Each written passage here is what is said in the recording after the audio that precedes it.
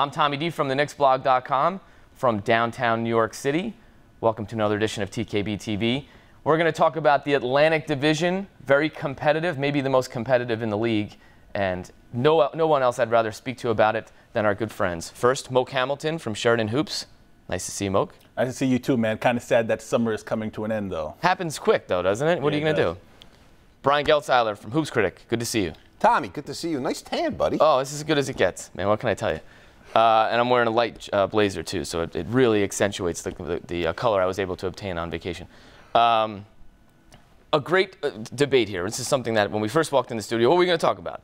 Let's talk about the Atlantic Division. You came up with a statement that I really found interesting. I'll give you the opportunity to talk about it. 5 teams in the Atlantic Division are all going to make the playoffs this year, in your opinion? I believe the entire Atlantic Division, Tommy, is going to make the NBA playoffs out of the East here.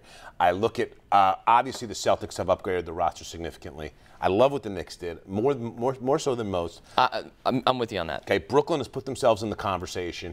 You can't deny Philly with bringing in Bynum and their young players getting better.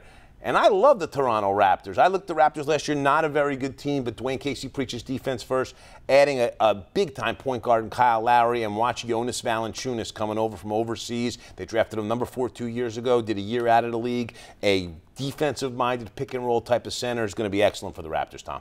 So now you have, if the Raptors are in, and I'm not huge on Philly. I mean, Philly's going to make it. They're playoff tested.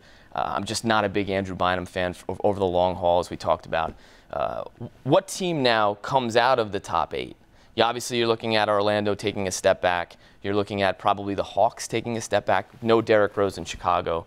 What team do you think is on the outside looking at, or at least battling for the 8th seed before the end of the year? Well, the interesting thing about that is, before I get there, I just want to say, as far as the 76ers are concerned, I kind of agree with you. I'm not as high on the Sixers as a lot of other people. The main reason why is they have a different team than they had last season. Iguodala is gone, Elton Brand is gone, Jody Meeks is gone, and so is Lou Williams.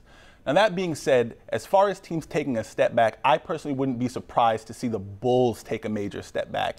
And the reason why is we already know they're going to be without Derrick Rose for an extended period of time. But if you're the Bulls and you look at their situation, you consider their long-term plan of trying to find another talent to pair with Rose, it might not be a bad idea to let him take his time and come back, end up with a better draft pick.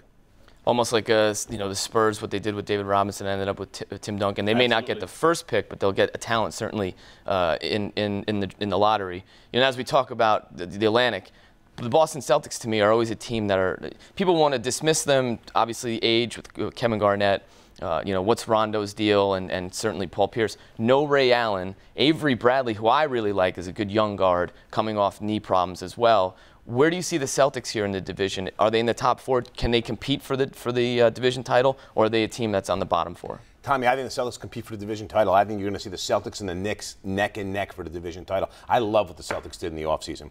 Ray Allen is a player that you can't count on for 35 to 40 minutes anymore from an injury standpoint, from an age standpoint. Courtney Lee is an upgrade. I know it sounds a little nuts because Ray Allen's a Hall of Famer. Courtney Lee at this stage is an upgrade. Celtics had rotation problems with bigs. They addressed it in the draft. You look at youth being served here now. Courtney Lee, Avery Bradley, Rondo's a young player. All of a sudden, you're getting to have as many young players as you have old players. That's not what we've seen from the Celtics lately. I think it's going to help them a lot. Interesting dynamic with the Celtics versus the Knicks.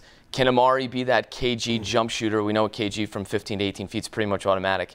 And then who's the Celtics, like the Knicks, who's the Celtics 2 guard?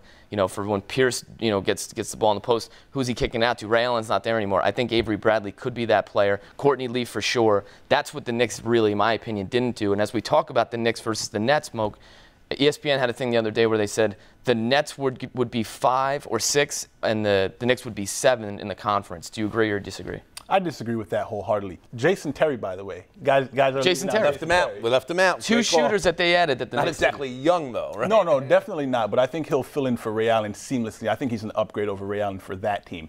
But anyway, as far as the Knicks and the Nets are concerned, to be honest with you, I wouldn't be surprised to see those 2 teams end up as 4 and 5 in the conference and perhaps matching up in the first round. Whoa. Yeah. That would be pretty good for New York City. But I would see the Knicks as being the 4 seed. There are definitely questions about the Knicks' chemistry, and I don't really think the Nets have those same concerns, mainly because they have a point guard that can definitely stir the drink for everybody and get everyone involved. But based on talent and based on what I see on those rosters, I have the Knicks as being better than the Nets, and I would see that as a 4-5 with the Knicks being the 4. 5 really good teams in the Atlantic. Boy, a 4-5 situation with the Knicks and Nets would light this city on fire, and that'd be great for basketball here. Guys, as always, thanks for the information. My pleasure, Tom. Anytime. And remember, to get all your information on the Knicks and a little NBA, check out the KnicksBlog.com, part of the SNY.TV blog network. For Moke and Brian, I'm Tommy. Enjoy your Labor Day weekend.